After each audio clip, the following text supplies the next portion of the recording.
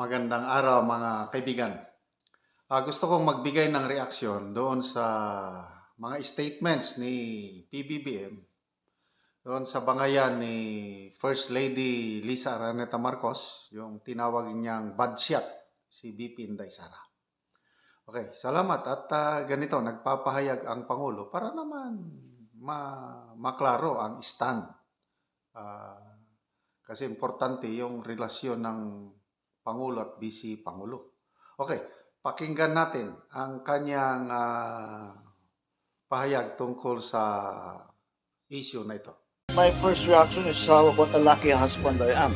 That I have a wife na very protective sa akin na kahit na may nakita hindi magandang sinabi tungkol sa akin. Talagang she gets very upset. Hindi masisi ni Pangulong Ferdinand Marcos Jr. si First Lady Lisa Araneta Marcos sa naging pahayag nito laban kay Vice President Sara Duterte. Ayon kay Pangulong Marcos, natural lang sa isang asawa na masaktan o magdamdam kapag nakakarinig ng mga hindi magagandang salita laban sa kanyang mahal sa buhay.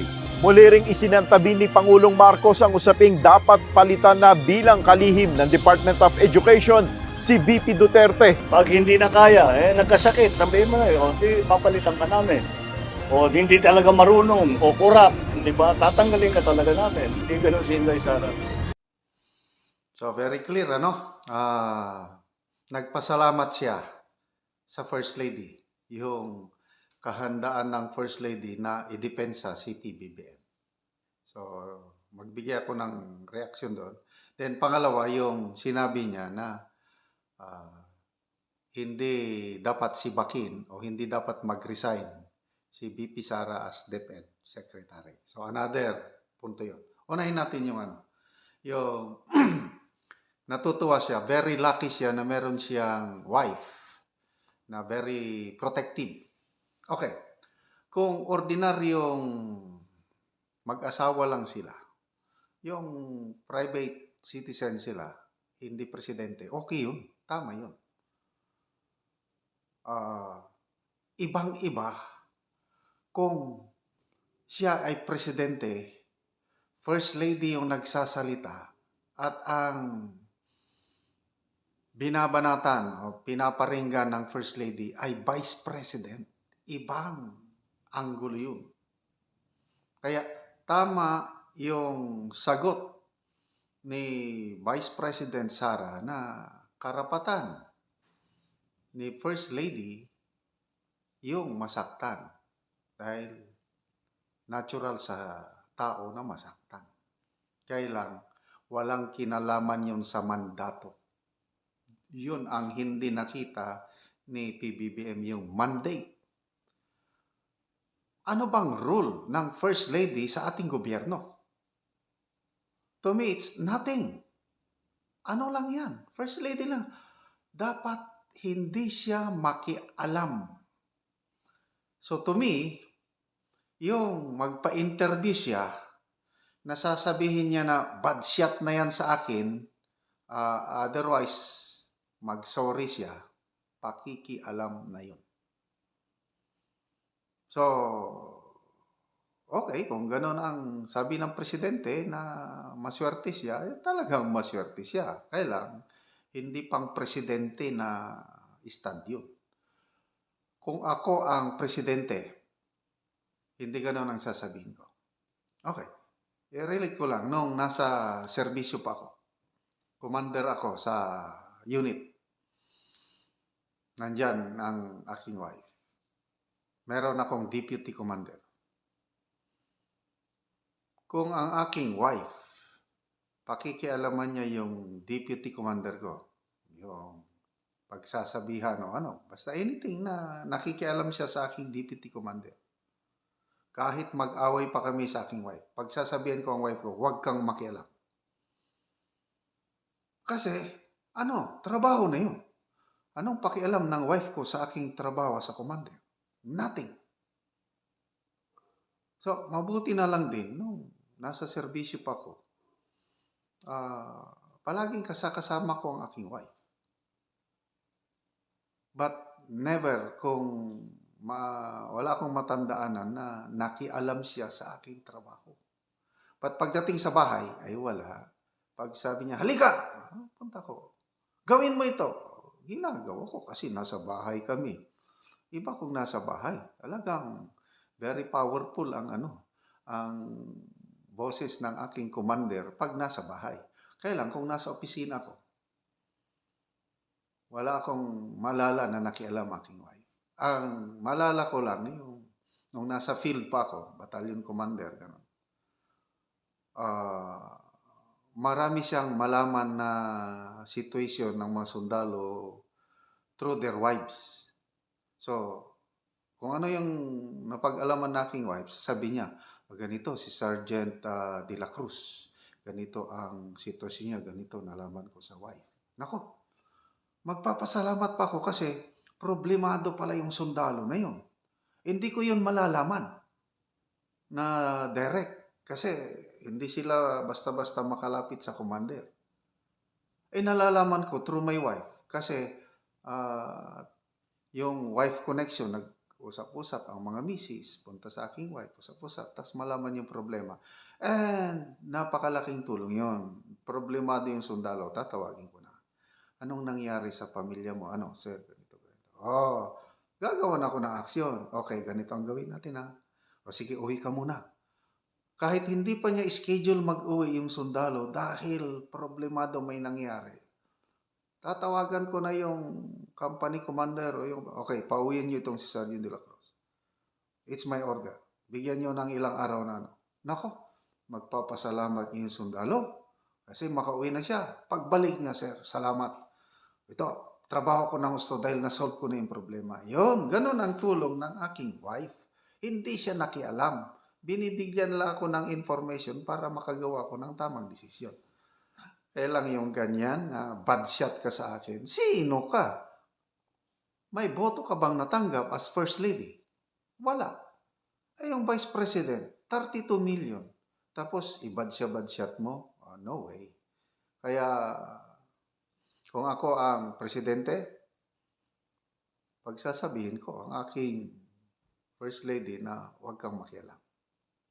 Kaya lang, ano sa tingin nyo? Kaya ba ng presidente na pagsabihan ng First Lady na huwag kang makialam? Ako. O kanina, napanood ko yung latest vlog ni Attorney Trixie Angeles. Ako.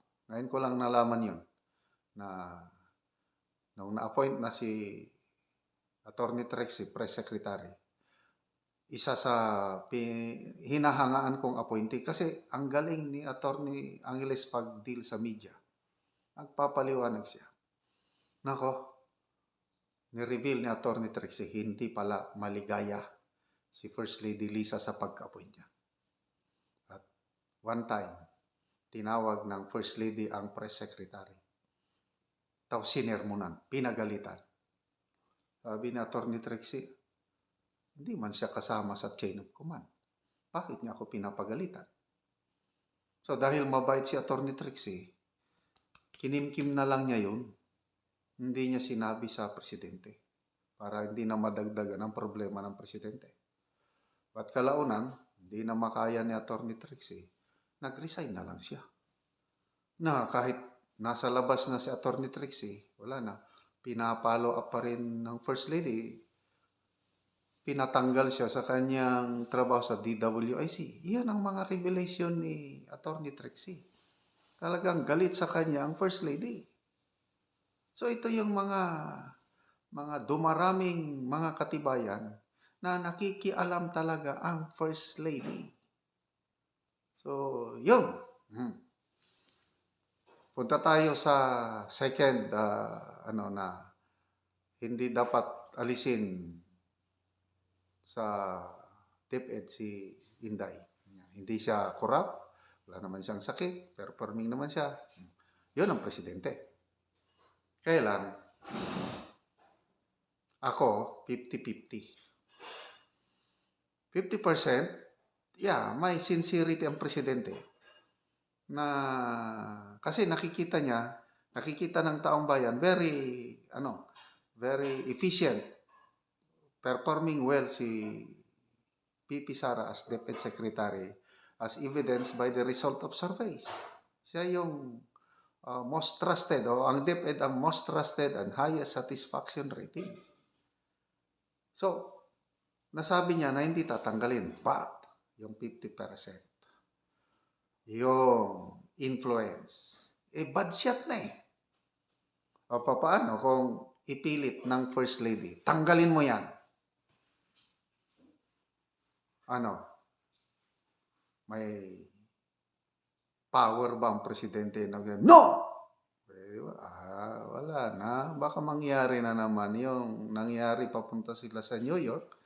Alam nyo na, yung nangyari kay Attorney Vic na tinanggal siya as executive secretary dahil ayaw ni First Lady kay Attorney Vic. O di tinanggal nga, natanggal, pinalitan, Bersamin. Binigyan ng bagong posisyon, Chief of Staff. Kasi nga, may pinagsamahan si PBBM at Attorney Vic. They were best friends. And up to now, wala kang makitang salita, wala kang marinig na salita ni Attorney Vic na directly criticizing the President. Kung meron man, medyo patapsi-tapsing lang. In-appoint na Chief of Staff. Napirmahan na ang appointment papers. Nakita na, i-publish na. Anong nangyari? Yung puting ahas ni Maharlika, ginumbag sa loob ng eroplano. Anong nangyari? Wala, hindi. Natuloy ang pagiging Chief of Staff. At ito na, lately, na-booking yung audio recording na pinalabas ni Maharlika. Yung usapan na I love you, Tony, I love you. Wala na ang Chief of Staff. Magpahinga ka muna dahil pinag-initan ka. Huwag mo lang akong isumbong kay Bong. Nalaman na ang power sa Malacanang, mayroong mas powerful. Paano kung ipagpilitan, natanggalin? Kanina yung vlog ni Maharlika, sumbong ng puting ahas sa Congress na talagang pinagplaplanuhan na ipagurgur si VP Sara. So, si Speaker Romualdez, naatasan na makipag-coordinate na kay VP Leni, ex-VP Leni, baka yun ang ipapalit kay VP Sara. So, tingnan natin. Kaya ulitin ko, 50-50. 50% PBBM dahil ganap siya talagang mabait. Si Atty. Trixie, sinabi niya, mabait talaga ang presidente. Yun din ang tingin ko, mabait. Kaya lang, merong mas powerful sa kanya. So, yun doon tayo nagkakaproblema sa mas powerful na tao sa Malacanang.